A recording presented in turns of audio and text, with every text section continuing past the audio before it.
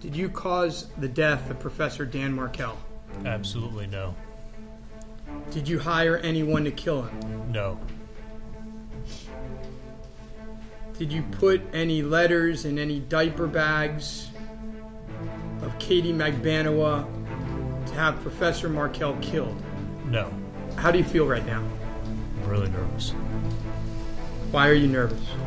My whole life depends on it. Charlie Adelson, the defendant accused of murdering his former brother-in-law, FSU law professor Dan Markel, in a murder-for-hire plot, has taken the stand. We break down 8 of some of the major moments. Welcome to Sidebar, presented by Law&Crime.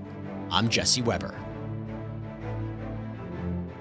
Big developments in the trial of Charlie Adelson. The defendant himself has taken the stand. So we covered this on a previous Sidebar, but Adelson is accused of first-degree murder, conspiracy, and solicitation, all in connection with the death of his former brother-in-law, FSU law professor Dan Markel. Now, the theory from the prosecution is that Markel was in the middle of this bitter custody dispute with Adelson's sister, Markel's ex-wife, Wendy Adelson. To give you an idea, Dan had petitioned the court to prevent Wendy's mother, Donna Adelson, from being allowed to be with he and Wendy's children unsupervised. He believed that she was bad-mouthing him to them. So investigators believe that with all of this bad blood, Charlie was the one that orchestrated Dan's killing, that he facilitated the payment of $100,000 to be shared by Catherine Magbanawa, Sigfredo Garcia, and Luis Rivera. Well, who are they? Well, back on July 18, 2014, Markel was shot to death in his garage at his home in Tallahassee, Florida. The hitmen were Luis Rivera and Sigfredo Garcia.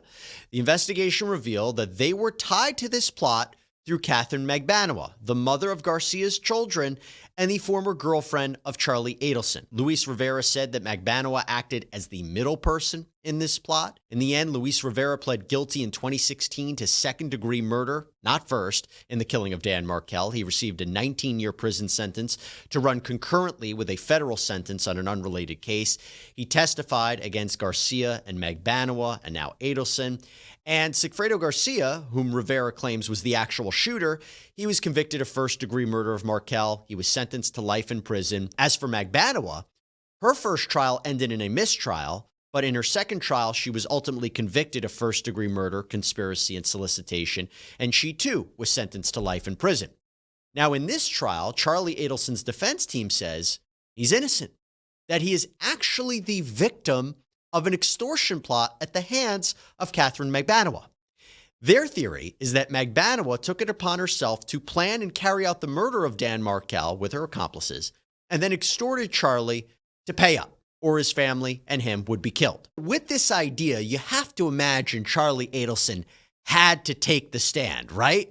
Well, with that, let's get into 8 major moments from Charlie Adelson's testimony so far, because at the time of this recording, we haven't even gotten into his cross-examination. We may save that up for a next sidebar. Okay, so the first thing that he says on the stand is that he wasn't responsible for Dan's death, that he didn't hire any hitmen, that he's nervous, his life is on the line. He gets a little bit into his relationship with his parents, Wendy, which I thought was interesting because, it seems like he had a good relationship with Wendy, but not overly close. He would call her, they talk from time to time, but I don't think he gave off the impression that he would kill for her, right? I didn't think he wanted to give off that impression. And he also talked about how he learned that Dan and Wendy were having these marital problems from Wendy, that he, apparently, according to him, Dan wasn't treating her right. Not that he was abusive or anything, and that's important because it seems he didn't want to give off the impression either that the situation was so dire between his sister and Dan that he needed to have Markel killed. Now, one of the things he did do on the stand was set up his defense. Remember, he's saying he was the victim of an extortion plot, and as you'll hear in a little bit, it's because of what he says to Magbanawa. All right, let's take a sidebar from Sidebar right now to talk about the holiday season, because what is that one phrase that you always hear when talking about gifts? Oh, where'd you get that from? That is where Uncommon Goods comes in. Okay, so what Uncommon Goods does is it makes it super easy for you to find these unique and cool gifts from across the world for your loved ones, your friends, your coworkers. I mean, in the first 10 minutes when I was checking out their website, I found a make-your-own dumpling kit. A lot of people don't know this about me. Huge dumpling guy, okay? And then I found this mini escape the room, solve the case game. It's like a mini foldable piece of luggage that you carry around with you. So now I don't have to gather a bunch of my friends to go to one of these places to play the game. You just do it in our living room. It's just awesome stuff, high quality, different, handmade. It shows the person that you're getting a gift for that you actually put some thought behind the present. It has meaning. It's not some vanilla standard gift that you get in a department store. And when you shop at Uncommon Goods, you're really supporting all kinds of artists and small independent businesses, which is always a great thing. And by the way, with every purchase that you make at Uncommon Goods, they give back $1 to a nonprofit partner of your choice. They've donated more than $2.5 million to date. That is incredible. So to get 15% off of your next gift, go to uncommongoods.com/crime10. That's uncommongoods.com/crime10 for 15% off. You really don't want to miss out on this limited time offer. Uncommon Goods, we're all out of the ordinary. So he tries to set up the idea that Magbanua had found out that he had money and that he spoke maybe too freely about his life and Wendy's life. And that includes this idea that the family had at one point to pay Dan off, to give him $1 million so that he would relocate. There was also this idea of threatening to enroll Dan's kids in Catholic school, even though Dan was a religious Jew. So we know that his sister, Wendy, had petitioned to relocate to South Florida. It was unsuccessful. But all that in mind, it's important that you hear from Charlie about what he was saying. What were the terms of the offer? How much was it for? The offer was for $1 million to have him move down south to South Florida with my sister and the boys, and that would afford him enough money that he could easily commute to his job in Tallahassee for the days that he worked. Now, how were you involved in this idea? Not super involved, but I definitely said to my parents, I said, I will help, and I will pay a third of that $1 million. And when Wendy one day starts making real money, she's able to, I want to be paid back. Charlie, you like to talk a lot, right? Yeah, I didn't realize how much I talk until I listened to all those tapes, and evidently I do. I mean, I knew I liked to talk, but didn't realize how much. When you got involved in this $1 million offer, would you talk about it with others? Yes. Did you ever talk with Catherine Magbanua about that $1 million offer? Yes, I did. And what do you remember telling her? The same thing I told everybody else. Is it came up when she was asking me about, doesn't your sister want to move back home? And I said, yeah. I said, we tried everything we could. We even offered Danny $1 million to move back to South Florida, and it didn't work. And it's the same thing I said to her is what I said to a bunch of people. How did she respond? She was like, wow, that's a lot of money. She's like, you got to take out a loan for that? And I said, no, I got cash I can pay for. So now Magbanua knows about the cash. And by the way, he says earlier on in his testimony that he always liked to have cash on hand. He liked collecting cash, almost like a hobby. Maybe it wasn't so much about him having cash on hand to pay off his former brother-in-law's killers, but more just, I had money around. And also having cash on hand is important because it backs up his story that Magbanua wanted that money. And we're going to get to that. Now, he did spend some time also explaining away other bad evidence. For example, at one point, Charlie made a comment to his sister, Wendy, essentially that it would be cheaper to buy a TV than hire a hitman. After Dan was shot, Wendy admitted that Charlie had said this. Not great when your former brother-in-law was shot and killed by hitmen. But here is Charlie trying to explain that away. Now, do you recall making a joke that buying her a TV was cheaper than hiring a hitman? Something to that effect. Yeah, it was. Want me to say what? Yeah, tell me what the joke was. What happened was when I gave her the TV set as a divorce present, it was the stupidest thing I ever said in my life. And I said, I was going to get you a hitman, but the TV set was a lot cheaper, so I went with the TV set instead. And I said it as a complete joke, and it was stupid, but I do that a lot. Did you make that joke to others? Yes.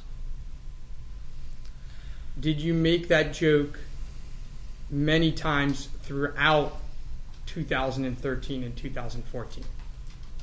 I made that joke when she was having problems and she was fighting and she was upset. I recycled the joke, and it was stupid. Did you ever say that joke to Catherine Magbanua? Yes, I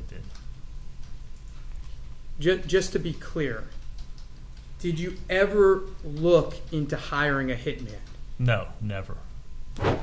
So not only does he say it was just a bad joke that came back to bite him, essentially, but he repeated that joke to other people, so maybe it's not as nefarious as it was meant to be.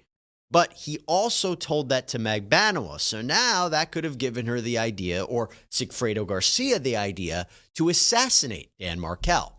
And speaking of Sigfredo Garcia, in order to amplify this defense theory that Charlie was the victim of an extortion plot at the hands of dangerous people, Adelson explains that when he was dating Magbanua, he realized how violent and perhaps unhinged Garcia was. Again, he was the former love interest of Magbanua, father of her children. I want to talk briefly about July 1, 2014. And just kind of to give you a roadmap, in March, you had dinner with your sister, correct? Yes, at Yarborough. And we've learned that at that dinner, Sigfredo Garcia thought about killing you. Yeah, he was stalking me with Luis Rivera. And we've learned through this trial that a first attempted murder on Professor Markel's life happened, give or take, 6 weeks later. Yes.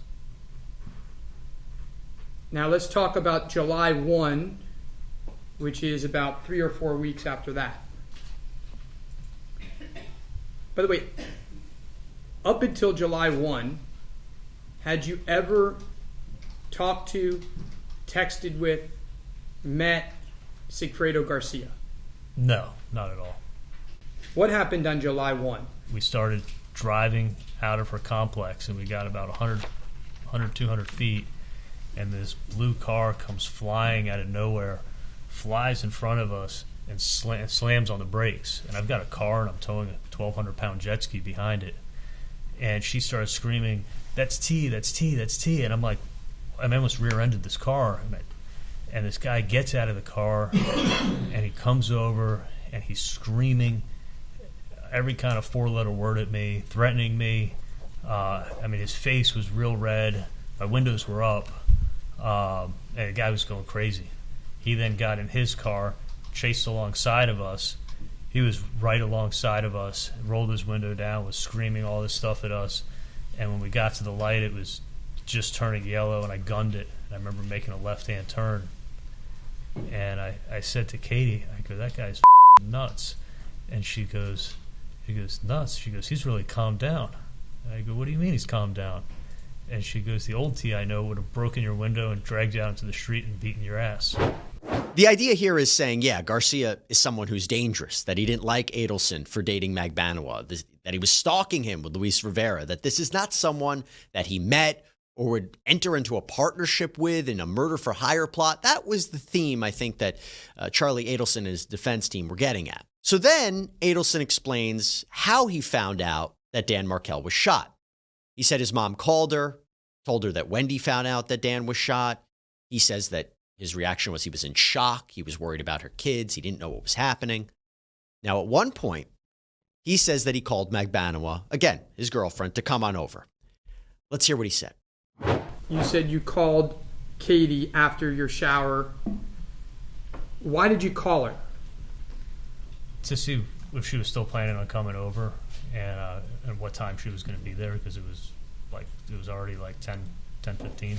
When she arrived to my house, she came in through the garage, entered into the kitchen from the side door like she always does, and she just looked panicked and upset. She walked straight in and gives me this big tight hug and asked me, like, "Are you okay?" And I said, "Yeah, just a horrible day." But she looked more upset than I've ever seen her. I'm like, "Are you okay?" She's like, "No, I'm not." I'm like, "What's wrong?" She's like, "Just come sit down. I need to talk to you." And she said, "Listen, this is all my fault. but I had no idea anything was going to happen, but this is totally my fault. I spoke in too much detail about your family's personal problems, about your sister, Dan Markel, and the $1 million offer. What did you say? I'm like, what are you talking about? And she's like, my friend killed Dan, and he wants to be paid $250,000. Wow. So Magbanua comes right out and says, I know who killed Dan. This is my fault, and you got to pay up. Remember, we never heard this before this trial. Okay, as we just heard, according to Charlie Adelson, on the stand, he's hit with this news. He's reeling from the shock of learning his former brother-in-law is killed, and he learns from his girlfriend, Catherine Magbanua, that she knows the killer. Well, what is Adelson's reaction to this? How did you react? I was like, what did you just say? And she's like, my friend killed Dan, and he wants you to pay $250,000. What happened next? I stood up, and I started cursing it. I'm like, what the are you kidding me? And she's like, no. I'm like, who did this? Who's your friend that did this? And she's like, I don't want to say. I can't say. And I said, who was it? And she just kept saying, I'm not going to tell you. And I was like, was it Sigfredo? And she's like, no, I'm not telling you. And I just walked in my bedroom and sat down on the edge of my bed. And I'm like, Katie, I'm not going to be part of this. Like, I'm not going to be part of paying for a murder. This is insane. And she's like, look, if you don't pay in 48 hours, they will kill you. And I said, Katie, I feel like I'm getting extorted now. How did she respond to that? She got really mad at me. She got angry, and she's like, look, I'm not extorting you. Okay, look, this is arguably the most important part of his whole testimony, right? It's either the jury believes this or they don't. I think it all comes down to whether this story is believable or not. The jury heard from Catherine Magbanua already. I mean, she took the stand. She admitted that she lied in her trial about not having any involvement in the murder, that she lied to get herself off, that didn't work. She was convicted. And now, in Charlie Adelson's trial, she says, okay, I'm finally coming clean. This is what happened. He's responsible. So the idea, once again, is he is the victim. And as he explains, while Magbanua had told him that she had no part in this murder, as his defense counsel argued, she was the one who was the mastermind behind it all. Well, what about the money? Does he pay up? Let's find out. She's like, I got dragged into this the same way you got dragged into this. She's like, it's my fault for running my mouth the way I did, but I'm not extorting you. Like, I'm trying to help you. So she's like, she goes, what are you going to do? You're going to go to the police? She goes, you go to the police, they'll kill you. Did she tell you that they would just kill you, or they would also kill other people? She said he'd come after you, he'd come after the family. Like, Charlie, you don't have a choice. Just pay the money. I said, Katie, I don't have $250,000 in cash. And she's like, well, you have a ton of money in your safe. And I said, Katie, I don't have that much in my safe. I do have a lot. And I said, come take a look. And I walked over to my safe. I opened it up, and I'm like, here, take a look. And I took it out in piles and put it on the dresser next to us. And I said, go ahead and count. Because that's not $250,000. And did she count it? Yes, she did. How much money did she count? $138,000. So it wasn't $100,000; it was $138,000. Correct. And she said, can you go to your parents and get it?